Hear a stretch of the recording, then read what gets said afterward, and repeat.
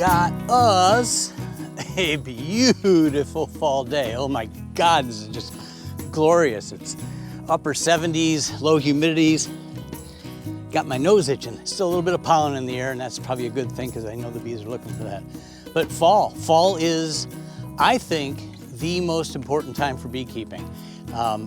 In fact, I truly believe that the beginning of a beekeeping year is really about August 15th, because in this area, that's when the queen starts laying winter eggs.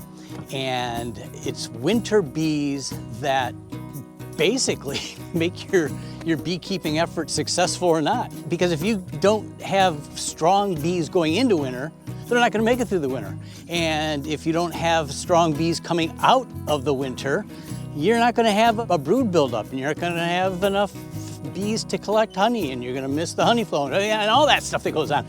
So that's why I think that the most important time of year is fall. Success in the fall equals a good winter.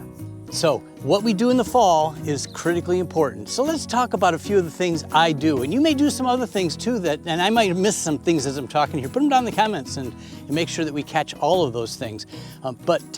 Again, as I said before, fall for me starts somewhere around August 15th. But preparation for fall for me actually starts, I'd say probably somewhere around the first part of June. That's where I'm starting to do mite checks, seeing where we're at. And that's when I put on Varroxsan this year, and I had some great success with that.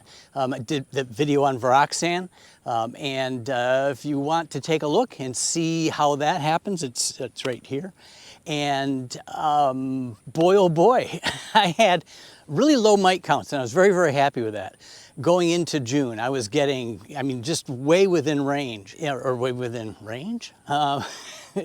The mites were okay. I didn't have a lot. In fact, a couple of hives, I had no mites, but I could have screwed up the test.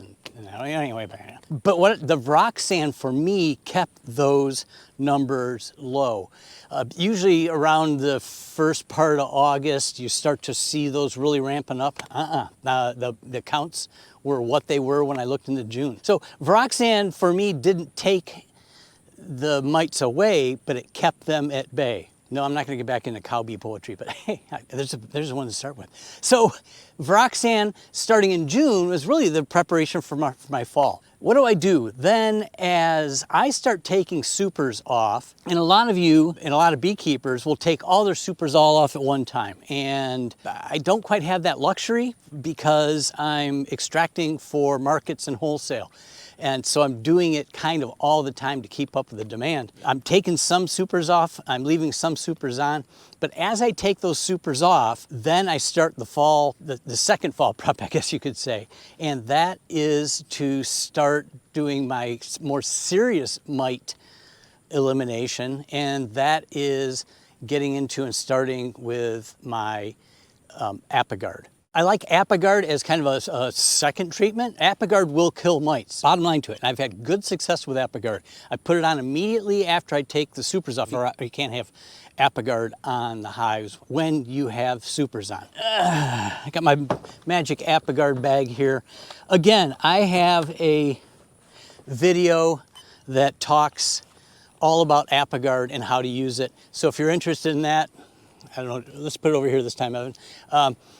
Check out that video because it will give you all the details on how to apply this, how to use it. It either comes in these trays, which depending on how many hives you have, makes the most sense. I'm doing lots of hives, so my Apiguard comes in a 6 pound bag, and what else I have? You'll see this in the videos, and I apply it with these syringes. So check that out if you want to see how we get into Apiguard. But Apiguard is that second line of defense and kind of the first fall preparation thing I do to make sure that the bees are strong, because sick bees don't make it through the winter. So along with Apiguard, as soon as I take supers off, especially because I'm running single deeps, but if you're running double deeps, do a heft test, lift the back of the hive, make sure it feels heavy enough. thought we had company coming down the road. Make sure it feels heavy enough that there's plenty of feed in it. But with single deeps, I have to start feeding immediately afterwards because I'm taking stuff off. It's pretty late in the fall. We're mid-October at this point. I knew it'd be just a matter of time. Little breakaway. I'm sitting here, the hives are way over there, and the reason for that is the last video I shot over there, the bees were all over me.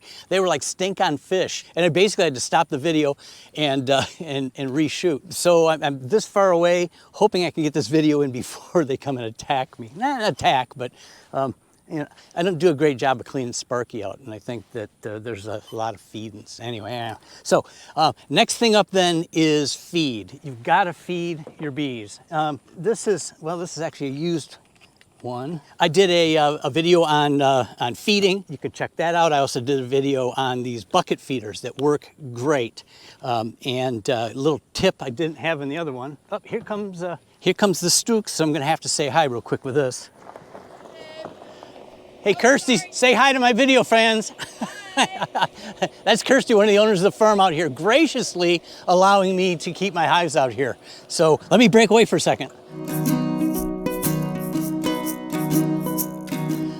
Great people, the people that own this farm are very gracious to give me plenty of room and just support.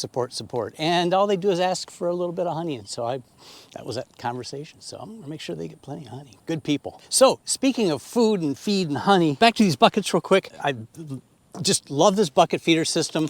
And tip, if you go back and look at that video, I have since I mark them out. This is a quart, this is a half a gallon, this is 3/4 of a gallon, and this is a full gallon. It does two things. I know how much I put in these, and then I can see how much the bees are taking them down. But feed. You have to feed your bees in the fall if they're light. Or if you're doing single deeps like I am, if you don't feed, your bees are going to die. So do a 2-to-1. Again, I've got videos on feed, so I keep referring back to all this stuff. But it's complex, and if you want to know how to do those things, seriously, go back and check out those videos. So feed, that's the other critical thing to do to prep your bees to be strong in the fall. Also, I will add to the feed. I add to the feed a bit of HiveAlive because I really think it helps boost the bees. It's a good natural, I think it's Irish seaweed. I don't know, I've read the ingredients. I know it smells terrible, but the bees seem to really thrive after I've applied that. So feed, that's another important thing that we do. Another thing I'll do for fall is I will, if need be, and I didn't have to this year, I feel really good about that because it's been a rough year and the bees have done really well. But in the fall, if I need to, I'll start combining hives. I'll take 2 weaker hives and combine them together. You know, it's the one thing I don't have a video on to refer you to. No, but there's lots of videos out there on how to do it. I pretty much use the newsprint in between method. You put one hive on top of the other hive, put a sheet of newsprint in between. I always take the strongest queen, whichever hive seems the strongest of the two, or whichever that has the best pattern, brood pattern, whatever, and then I will pinch the other queen, just so that you're not competing with that. And in the time period that it takes them to chew through that paper, they've lost this pheromone of that, so there's not going to be fighting in between. But that's how I've had success with doing that in the past. So combining hives is another way to just have strong hives going into the fall. Then the next thing I do, if I hadn't already on a hive, because I felt like I needed, I will put in my West beetle traps. I really like West beetle traps because they give me some options, but the bees seem to do a nice job of pushing those beetles and the beetle larvae into those West trays. And remember, I run screen bottom boards, and the West trays slide in. I'll show you that video. It's in my beetle defense video, and just the West trays work great. And then I use those all winter long as well, closing off the hive. So once they go in the spring, in the fall, they stay in until usually mid to late spring. So put in the West trays. And then we get into basically late fall, almost to early winter. But that's when I start to do my OA treatments. And you know, I use an InstantVap because I've got a lot of hives, and InstantVap works great. Again, I keep referring back to it, but you know, I did a video on the InstantVap and oxalic acids. and vaporization like that, because it really then takes my mites down to 0. And I've had great success with that. What I've moved to, and I moved to this last year, and I really liked the results I had, and I read a couple of studies came across. I'm trying to think if it was in American Bee Journal that I read it, or where I read it, doesn't matter, but it probably does matter, but what I found was that doing 3 treatments 7 days apart seemed to do everything I needed to get rid of all possible mites in any hive. And I treat all the hives, regardless of whether I've had low mite counts or not. I treat them. It's not impacting or hurting the bees. I use the lowest dose that I need to, and that just gets me then through the winter completely mite-free, which means I'm not having diseases. I'm not having things that are hurting the bees or things that are killing the bees off in the hive. They're just staying strong. They come out of the winter strong, you're going to have strong hives. Fall preparation equals winter success. That's just really what there is to it. So again, if you've got something else that you do that is necessary, that's my steps. You might have some other steps that you found are helpful. Put those down in the comments. Just want to say thank you again for watching. I appreciate that. Like those likes, and if you haven't hit the subscribe button, please do. Join the fun. We appreciate that. And as always, happy beekeeping. Man, yes, enjoy this day. Oh, the air smells great, doesn't it? Oh, I forgot you can't do that. Well, we're going to work on that later. Maybe YouTube could come up with that as an option. That would be kind of cool.